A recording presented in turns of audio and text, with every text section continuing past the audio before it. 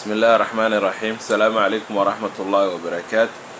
اللهم صل وسلم وبارك على سيدنا محمد وعلى آل محمد. Que la paix et la bénédiction soient sur notre prophète ainsi sa famille. Merci de me rejoindre dans cette vidéo une autre fois. Nous allons apprendre une autre nouvelle notion qui concerne les paramètres de l'AFC, c'est-à-dire l'analyse factorielle des correspondances. Donc les coordonnées des modalités et des individus. C'est ces notions-là qu'on va voir maintenant. Donc allons-y, attaquons rapidement la définition. Donc, qu'est-ce que nous dit la définition? Les coordonnées des modalités lignes et colonnes en AFC représentent les positions des modalités sur les axes factoriels. Elle indique la contribution de chaque modalité à la construction des axes du plan factoriel. Des modalités proches ont des comportements similaires vis-à-vis des autres modalités. Et les coordonnées des individus sont obtenues en projetant chaque individu sur les axes factoriels. Elles traduisent la position de chaque individu par rapport aux axes de l'AFC et permettent d'interpréter leurs ressemblances et leurs différences. Donc, en gros, la définition, elle nous indique qu'il y a des coordonnées. Le premier coordonnée, c'est celui des modalités et le deuxième coordonnée est celui des individus. Donc, pourquoi? Parce que les modalités, c'est l'objectif de l'AFC. Elle permet d'étudier l'association entre les modalités.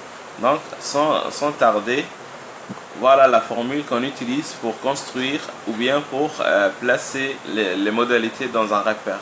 Donc, qu'est-ce que nous dit cette formule? Coordonnées des modalités lignes et coordonnées des modalités colonnes. On le sépare en deux, ligne et colonne. Donc, dans les lignes, qu'est-ce qu'on va dire? Les coordonnées de la modalité est égale à 1 sur racine de la marge de ligne, somme, parce qu'on travaille sur ligne, sur somme, fréquence, moins produit des deux marges sur colonne fois les vecteurs propres. Donc ça veut dire quoi? Autrement dit, ça veut dire que la matrice diagonale qui est constituée de 1 sur racine des marges fois la matrice standardisée qui est cette quantité fois le vecteur propre. Donc si on utilise ça et si on utilise ça, ça revient à la même chose. Donc c'est la même chose pour les colonnes. On fait colonne est égale matrice de diagonale fois la matrice standardisée fois le vecteur propre. Donc si on utilise ça, il est indispensable de mettre en considération des éléments. Quoi? Les tableaux de fréquence relatifs et le vecteur propre. On va utiliser ces deux-là pour appliquer cette première formule. Mais si on veut appliquer la deuxième formule, on va utiliser les diagonales, c'est-à-dire les marges de ces tableaux et la matrice standardisée fois le vecteur propre. Donc, la deuxième formule est simple. On va utiliser celui-là pour les deux cas, pour le cas de ligne et pour le cas des colonnes. Je vais vous rappeler quelque chose. On travaille sur cet exemple. Donc cet exemple, qu'est-ce que nous disait? Une entreprise souhaite étudier la relation entre le type de formation suivi par ses employés et leur niveau de satisfaction au travail. Donc nous avions deux variables et chaque variable avait en elle des modalités, c'est-à-dire des réponses. Donc on a construit dans des vidéos précédentes un tableau de contingence. On a dénombré ça et on l'a transformé en tableau de contingence. Puis on a calculé à partir de ces tableaux de contingence les tableaux de fréquence relative. Puis on a calculé le vecteur propre et la matrice standardisée. Donc allons-y, commençons à appliquer la formule.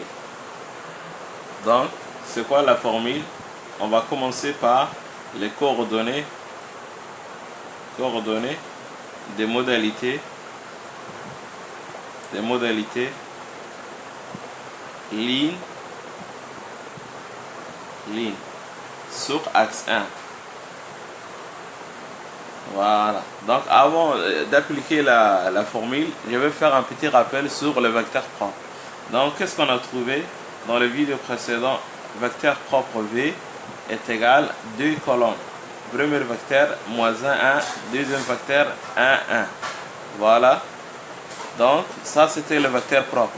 Donc, qu'est-ce qu'il nous indiquait le vecteur propre? Il nous indiquait que la première vecteur propre V1 était associée à lambda 1, c'est-à-dire la première variable propre qui était 0,36. Donc, et cette lambda 1 avait comme pourcentage de variation 100%. Voilà. Et la deuxième vecteur propre V2, lui, il était associé avec lambda 2 qui était 0. Et c'est là son pourcentage de variation de lambda 2 était 0. Donc, qu'est-ce que indique cela? Cela indique qu'on va travailler sur l'axe 1 puisqu'il stocke 100% de l'information qu'on voulait à travers les axes. Donc, on va utiliser le vecteur propre V1, c'est-à-dire axe 1, parce que lambda 1 et lambda 2 indiquent les axes. Donc, ça, lambda 2, elle est associée à l'axe 2 et lambda 1, elle est associée à l'axe 1. Donc, on va faire notre focus sur l'axe 1. On va mettre notre focus sur l'axe 1. On ne va pas utiliser axe 2. Pourquoi? Parce qu'il est nul. Donc, ça, c'était le vecteur propre. Qu'est-ce qu'on avait d'autre? On avait la matrice standardisée. La matrice standardisée, c'est-à-dire la matrice de QD. Standardisée, c'était S est égal 0,3 moins 0,3 moins 0,3 0,3. Donc si tu veux savoir comment j'ai obtenu ce résultat, tu peux retourner dans le vidéo qui précède cette vidéo. Donc ça, c'est le deux matrices. Donc qu'est-ce qu'on va faire? On va appliquer la formule. La formule, qu'est-ce qu'elle nous dit? F, I, K est égal diagonale de moins 1 demi fois la matrice S fois le vecteur propre. Donc, qu'est-ce qu'on va faire? Pour utiliser le vecteur propre, on ne va pas utiliser directement le vecteur propre. Mais qu'est-ce qu'on va faire? On va normaliser. Pourquoi on normalise? Parce que la normalisation, elle assure que le plan factoriel soit orthogonal. C'est-à-dire que ces modalités vont être présentées sur un repère orthonormé. Donc, qu'est-ce qu'on va faire? Étape 1. Avant d'appliquer cette formule, on va faire étape 1, la normalisation. Normalisation du vecteur propre. Du vecteur propre. On va normaliser. Donc, qu'est-ce qu'on a? On a V1. V1, elle est égale à moins 1, 1. Donc, on ne va pas travailler sur V2 parce que son axe est nul. On va travailler sur V1. Donc, V1 est ça. Pour normaliser, qu'est-ce qu'on fait? On fait comme ça. On dit la norme de V1 est égale racine du premier vecteur au carré, premier élément du vecteur au carré, moins 1 au carré, plus le deuxième élément au carré est égal racine, moins 1 au carré c'est 1, 1 au carré c'est 1, 1 plus 1 c'est racine de 2. Donc, qu'est-ce qu'on fait? On fait le quotient entre le vecteur et le distance normalisée, norme de distance. Qu'est-ce qu'on dit? On dit V1, c'est-à-dire notre vecteur propre normalisé, est égal au vecteur propre tout simple divisé par la distance de norme, V1. Donc, ça est égal à dire moins 1 divisé par racine de 2 et 1 divisé par racine de 2. Donc, ça est égal, d'après la calculatrice, ça nous donne 0, puisque ici c'est moins 0,7071, ici 0,7071. Voilà, donc on a normalisé notre vecteur propre normalisé. On va utiliser celui-là. Normalisé. V1 est égal moins 0,7071, 0,7071. Voilà. Donc maintenant, une fois qu'on a terminé la normalisation, on peut utiliser directement la formule. Donc allons-y, qu'est-ce qu'on va faire? On va dire pour le premier modalité 1, modalité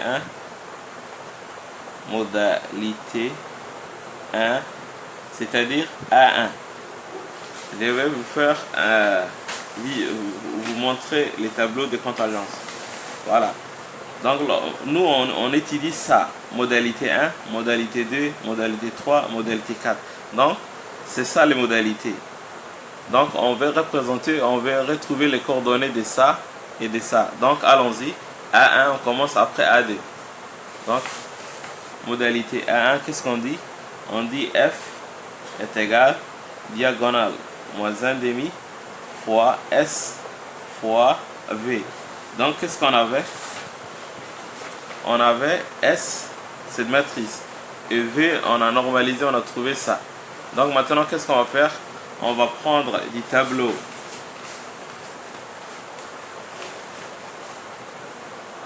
Voilà, on va prendre, puisqu'on travaille sur lambda 1, on va prendre les total lignes. Donc ça, c'est la total ligne, mais on va dire F est égal 1 sur, c'est l'inverse, 1 sur racine de 0,5 fois, on va prendre la matrice standardisée, sa première ligne. On va prendre 0,3, on va dire comme ça, 0,3 moins 0,3 fois, après le vecteur propre. Le vecteur propre, qu'est-ce qu'on a trouvé? Sa normalisation, ça. Donc on va dire fois moins 0,70, 71, 0,70, 71. Voilà. Donc qu'est-ce qu'on a fait? On a pris le total ligne de la première modalité, 1 sur racine de 0,6, on le met comme ça, fois la première ligne de la matrice standardisée, fois le vecteur normalisé. Voilà. Donc maintenant on va faire les calculs. Donc qu'est-ce qu'on va dire? F1 est égal à 1 sur racine de 0,5 fois, ça c'est une produit matriciel, ligne et colonne. Donc qu'est-ce qu'on va faire? On va dire ça fois ça, ça veut dire 0,3. Ici on va mettre en parenthèse, on va dire 0,3 fois ça, 0,3 fois moins 0,70, 71, plus parenthèse, moins 0,3 fois 0,70, 71. Voilà, on ferme la parenthèse. Donc F1, c'est-à-dire la modalité 1, F1 est égal à 1 sur racine de 0,5 fois, ici qu'est-ce qu'on va faire? Ça fois ça et ça fois ça, puisque c'est la même chose, ça nous donne moins 0,21, cette quantité, parce que ça c'est négatif, et moins 0,3 fois 0,70, 71, c'est moins 0,21. Donc ça plus ça devient 1 sur, j'ai réécrit la première partie, 0,5 fois, parenthèse, moins 0,42. La somme de ça, ça nous donne 0,42. Donc F1 est égal à moins 0,42 divisé par racine de 0,5. Donc ça, avec la calculatrice, ça nous donne 0,59, environ 0,6. Voilà, donc le premier coordonnée de la modalité 1, c'est 0,6. Donc on va faire la même chose pour la modalité 2, c'est-à-dire A2. Qu'est-ce qu'on va faire? On va dire F2 est égal matrice de diagonale fois S fois V. Donc F2 est égal, donc pardon, ici j'avais oublié le moins, parce que ça c'était négatif, c'est moins, donc c'est moins 6, c'est pas 0,6. F1 est égal à moins 0,6. Donc là j'ai effectué rapidement. Donc revenons maintenant aux coordonnées D. Qu'est-ce qu'on va dire? On va dire la deuxième sous-totale, on va l'écrire 1 sur racine de 0,5 fois la première, avant c'était la première ligne, n'est-ce pas, de la matrice standardisée. Maintenant on va utiliser la deuxième ligne. Donc la deuxième ligne, puisque c'est les coordonnées 2, on va utiliser la deuxième ligne de la matrice. Donc ça va nous donner moins 0,3, 0,3 fois le vecteur propre. Moins 0,70, 71. 0,70, 71. Voilà. Donc f de 2 est égal à 1 sur racine de 0,5 fois ça, on va faire les produits matriciels. C'est ça fois ça, plus ça fois ça. Donc ça va devenir 0,3 moins 0,3 fois moins 0,70, 71 plus 0,3 fois 0,70, 71. Donc ça nous donne f2 est égal à 1 sur racine de 0,5 est égal moins fois moins c'est plus, c'est 0,21 plus 0,21. Donc en gros fd est égal, ça plus ça c'est 0,42 sur racine de 0,5. Donc ça nous donne avec la calculatrice 0,59, environ 0,6. Voilà. Donc fd, qu'est-ce qu'on a trouvé? 0,6. Donc qu'est-ce qu'on va écrire? On va dire les coordonnées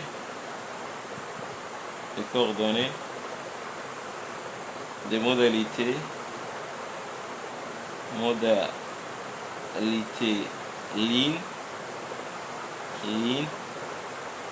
A1 et A2. A1 on a trouvé moins 0,6 et A2 0,6. Maintenant on va passer aux coordonnées des colonnes. Donc maintenant on va passer aux colonnes. Coordonnées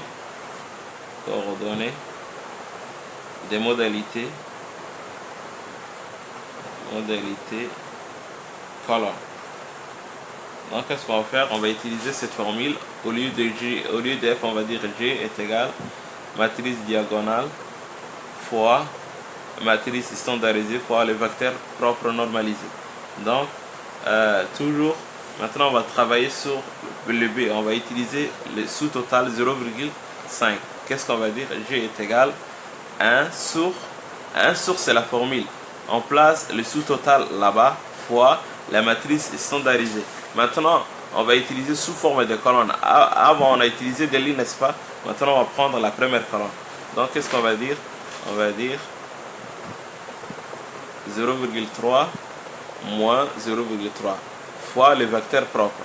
Le vecteur propre, c'était ça. Moins 0,70, 71. 0,70, 71. Donc, rapidement, G1 est égal à 1 sur racine de 0,5 fois le produit matriciel ça fois ça, 0,3 fois 0,70, 71 plus 0,70, 71 fois moins 0,3. Donc, rapidement, c'est 0,1 sur 0,5 fois, ici c'est moins 0,21, ici c'est moins 0,21.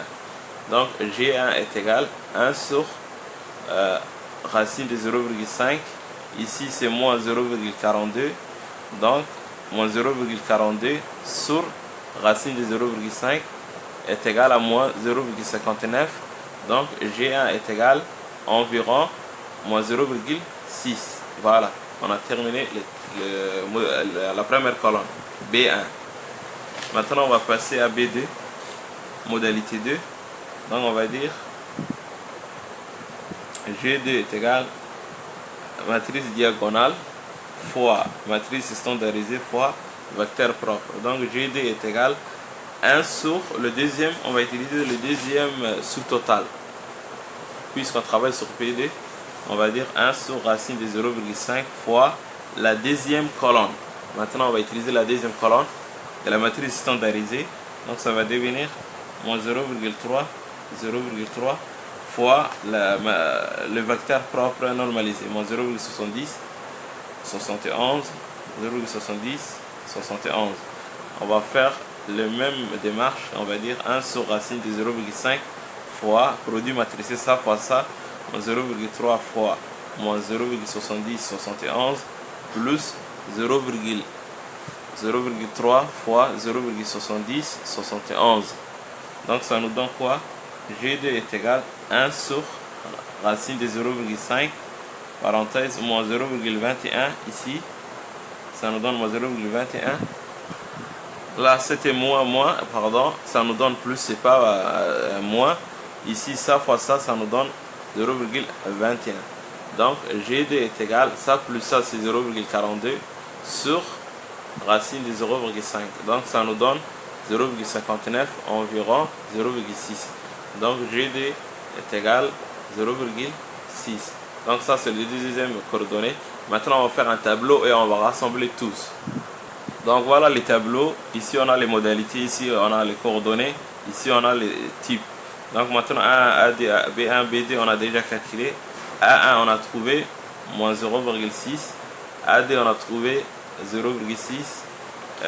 Après, G1, on a trouvé moins 0,6. On va écrire moins 0,6. Et GD, on a trouvé enfin 0,6. Voilà. Donc, on va séparer en deux. Ça, on va dire ligne. Le type A1, c'est ligne. A2, c'est ligne. B1, c'est colonne. Et BD, c'est colonne. Voilà comment on calcule les coordonnées de modalité. Maintenant, on va passer au deuxième tableau. Donc, voilà le deuxième tableau de coordonnées des individus. Voilà, ici, on a écrit le croisement de modalités, le nombre d'observations, projection sur ligne, c'est-à-dire les premières coordonnées sur ligne et deuxième coordonnées sur colonne.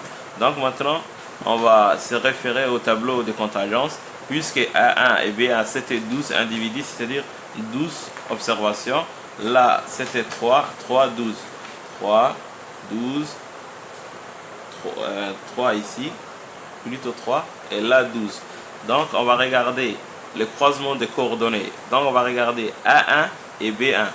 Donc, qu'est-ce qu'on a? A1, c'est ligne. Donc, cet individu sur les lignes, il a moins 0,6 comme coordonnée. Et sur B1, il a moins 0,6. Donc, voilà. Là aussi, on va écrire moins 0,6. Puis, ces trois individus, c'est le croisement entre A1 et BD. A1, on a trouvé 0,6 et BD, on a trouvé 0,6, n'est-ce pas? Donc, on va écrire ici projection ligne. A1, il a moins 0,6. Moins 0,6. Mais pour le BD, il a 0,6 colonne. Ici, on va écrire 0,6. Donc, AD et B1, AD, c'est 0,6. Et B1, c'est moins 0,6. Et là, le croisement, ces 12 individus partagent le croisement de AD et BD. Voilà, AD et BD, 0,6, 0,6. Donc, ligne et colonne. On va écrire, donc c'est simple. On va écrire 0,6, 0,6. C'est très simple parce que ces individus partagent le même croisement.